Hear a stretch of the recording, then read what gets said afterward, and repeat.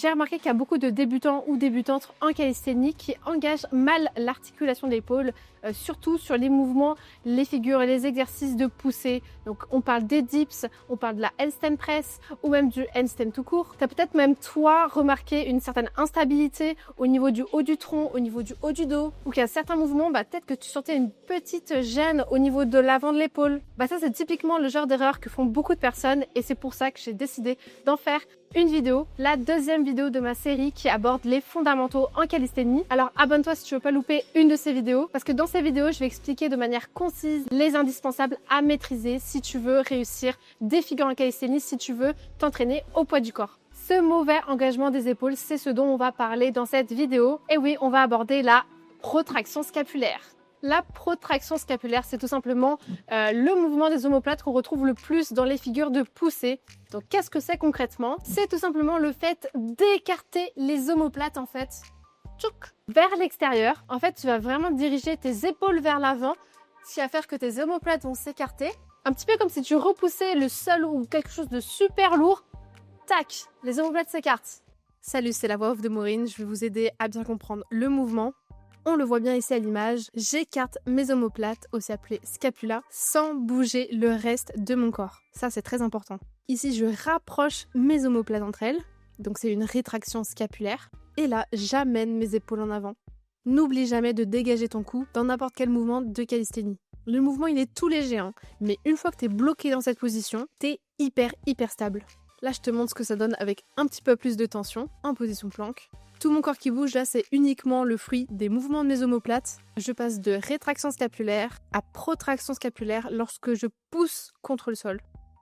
Voici ce que ça donne sur des pompes. Haut du mouvement, je pousse sur mes épaules. Après, bien sûr, quand je me baisse, mes omoplates se resserrent. Et c'est surtout en haut du mouvement où là, tu viens engager ton dentelé antérieur.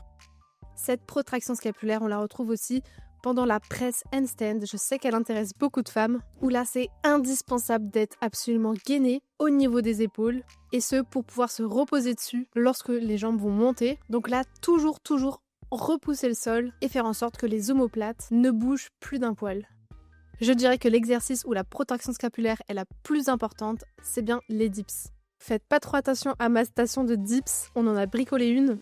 Donc quand tu commences ce mouvement, tu pousses sur le support, tu dégages le cou, tes omoplates sont légèrement écartées, là tu te sens bien stable, et tu descends en essayant de conserver cette stabilité de l'épaule. Et quand tu remontes, hop, tu réengages, parce que forcément quand tu descends, tes omoplates se resserrent. Toujours, ton haut du dos est super stable, bien sûr on dégage le cou comme d'habitude, mais voilà, c'est super important sur les dips de prêter attention à ça. Et chez beaucoup de femmes que je coach, changer sa protraction scapulaire pendant les dips, c'est un game changer. Le muscle principal est le dentelé antérieur, responsable de cette protraction, de l'écartement des omoplates et de la stabilité scapulaire. Dans un second temps, les pectoraux interviennent également, ainsi que le grand dorsal qui est responsable de la dépression scapulaire. Dans tous les mouvements que je t'ai montrés, évidemment, il y a plein d'autres muscles qui sont engagés, mais le muscle clé pour la protraction reste le dentelé antérieur.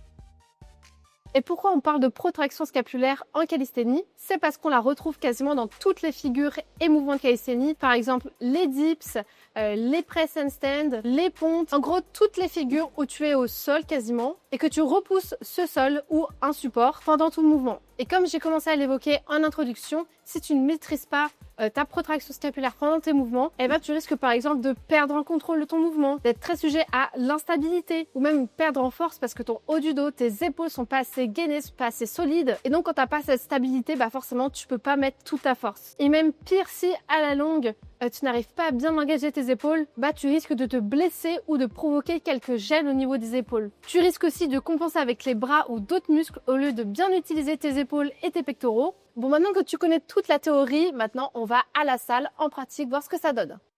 Dans un premier temps, je te propose de tester la protraction scapulaire debout, sans tension. Place tes bras devant toi, baisse tes épaules en activant tes grands dorsaux et écarte volontairement tes omoplates. C'est un mouvement qui vient uniquement des omoplates. N'essaie pas d'arrondir inutilement ton dos ou d'utiliser tes lombaires. Le mouvement doit être léger sans trop bomber le haut de ton dos. Tu peux également mettre un petit peu plus de tension pour peut-être un peu mieux sentir tes muscles. Par exemple en te mettant en position planque, c'est-à-dire en haut d'une pompe. Si c'est trop difficile pour toi, tu peux te mettre sur les genoux ou sur un support et effectue cette protraction en essayant de contrôler le mouvement. Repousse le sol ou le support, ton cou est toujours dégagé, puis relâche avant de repousser le sol et faire sortir le haut de ton dos, écarter les omoplates. Cet exercice de proprioception n'est pas intense, mais sert à améliorer tes connexions neuromusculaires et ça c'est très important en calisthénie. Comme autre exercice que je peux te proposer, les scapula push-up. Donc là, tu te mets en position planque et tu fais des allers-retours, protraction, rétraction scapulaire. Tu pousses le sol, tu relâches. Tu pousses le sol et tu relâches. Les bras sont toujours tendus. Et bien sûr, le reste du corps bien gainé. Tu peux faire exactement le même exercice, mais en position dips, en gardant cette sensation de pousser contre le support. Là, tu devrais bien te sentir gainé et solide sur tes appuis. Un autre exercice qui te permet de travailler ta protraction scapulaire sous tension, c'est de te placer en ligne planche. Cet exercice-là est un peu plus difficile. Et de rester statique, mais étant donné que tes épaules sont bien en avant, c'est difficile de tenir cette position. Et là, tu te concentres bien sur ton gainage, sur ta protraction scapulaire et sur la rétroversion de ton bassin. Et voilà, tu connais tout sur cette fameuse protraction scapulaire qu'on entend beaucoup en calisthénie. Maintenant, je te laisse appliquer tous ces conseils lors de ta prochaine séance push. Et on se retrouve dans une nouvelle vidéo de cette série sur les fondamentaux en calisthénie.